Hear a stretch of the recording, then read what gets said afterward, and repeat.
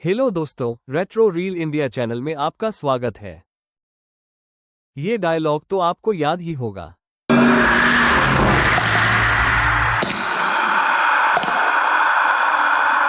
रिश्ते में तो हम तुम्हारे बाप होते हैं, नाम है शहंशाह। जी हाँ, आज हम उस हस्ती की बात करने वाले हैं जो एंग्री यंग मैन के नाम से जाने जाते थे। अमिताभ बच्चन, ये नाम केवल बॉलीवुड के एक अभिनेता का नहीं बल्कि भारतीय सिनेमा की आत्मा का प्रतीक है। उनका जीवन केवल फिल्मों की चकाचौंध तक सीमित नहीं बल्कि संघर्ष, दृढ़ संकल्प, असफलता और पुनः उत्कर्ष की ऐसी यात्रा है जो किसी भी व्यक्ति को जीवन में आगे बढ़ने की प्रेरणा देती है। उनका जन्म 11 अक्टूबर 1942 को प्रयागराज में हुआ था। उनके पिता हरिवंश राय बच्चन हिंदी के विख्यात कवि थे जिनकी कविताओं ने देश की आत्मा को छुआ। उनकी मां तेजी बच्चन एक सामाजिक कार्यकर्ता थी। इस तरह वे एक साहित्यिक और सुसंस्कृत परिवार में पले बढ़े। शेरवुड कॉलेज, नैनीताल और फिर दिल्ली विश्वविद्यालय के किरोरीमल कॉलेज से पढ़ाई के दौरान ही अमिताभ जी थिएटर में भाग लेने लगे। शुरू में वे ऑल इंडिया रेडियो में नौकरी करना चाहते थे, लेकिन उनकी भारी आवाज को अनफिट बताकर रिजेक्ट कर दिया गया। यह वही आवाज बाद में उनकी सबसे बड़ी पहचान बनी। फिल्मों में उनका सफर 1969 की फिल्म 7 हिंदुस्तानी से शुरू हुआ, लेकिन असली पहचान 1973 में आई जब जंजीर ने उन्हें एंग्री यंग मैन के रूप में स्थापित किया। उस समय भारत में सामाजिक, राजनीतिक और आर्थिक असंतोष था और अमिताभ का ये किरदार आम जनता की आवाज बन गया। इसके बाद दीवार, शोले, डॉन, त्रिशूल, अमर अकबर एंथनी, काला पत्थर जैसी फिल्मों ने उन्हें न सिर्फ सुपरस्टार बल्कि भारतीय सिनेमा का पर्याय बना दिया। वे गंभीर, भावनात्मक, एक्शन, रोमांटिक और हास्य हर तरह के किरदारों में जान डाल देते थे। लेकिन 1982 में कुली फिल्म की शूटिंग के दौरान एक खतरनाक हादसे में वे गंभीर रूप से घायल हो गए। उनके जीवन और मृत्यु के बीच की लड़ाई ने देश को झकझोर कर रख दिया। देश भर में लोग उनके लिए मंदिरों में प्रार्थना करने लगे। जब वे स्वस्थ होकर लौटे तो यह एक चमत्कार जैसा लगा।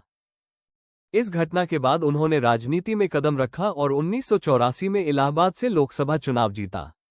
लेकिन राजनीति उन्हें रास नहीं आई। उन्होंने राजनीति को दलदल कहकर केवल 3 साल में छोड़ दिया। इसके बाद 1990 का दशक उनके लिए कठिनाइयों से भरा रहा। उनकी company Amitabh Bachchan corporation limited ABCL बुरी तरह असफल रही और वे आर्थिक संकट में फंस गए। लोगों ने मान लिया था कि शायद उनका समय अब खत्म हो गया है, लेकिन उन्होंने फिर से खुद को खड़ा किया। साल 2000 में उन्होंने टेलीविजन शो कौन बनेगा करोड़पति से ऐसा कमबैक किया जिसने उनके जीवन की नई शुरुआत की। वे न सिर्फ एक क्विज मास्टर बने बल्कि फिर से हर घर में बिग बी के रूप में लोकप्रिय हो गए।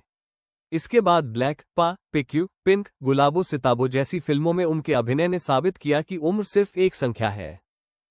उन्होंने 4 बार राष्ट्रीय फिल्म पुरस्कार जीते हैं, 16 बार फिल्म फेयर अवार्ड और उन्हें पद्मश्री 1984, पद्म भूषण 2001, पद्म विभूषण 2015 और 2019 में दादा साहब फाल्के पुरस्कार से भी सम्मानित किया गया है। अंतर्राष्ट्रीय स्तर पर उन्हें फ्रांस का knight of the Legion of Honour और अनेक विश्वविद्यालयों से डॉक्टरेट की उपाधियां मिली।